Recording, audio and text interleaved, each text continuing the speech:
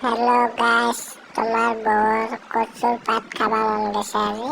এইকাৰণ কচুৰ পাত তুলিব আহিলোঁ। তোমাৰ বৌৱে তুলি আছে আৰু মাৰো বহুত বোলে মন গৈছে কচুৰ পাত খাব। সেইকাৰণে মায়েও তুলি আছে। আপোনালোকে ভিডিঅ'টো চাই থাকক।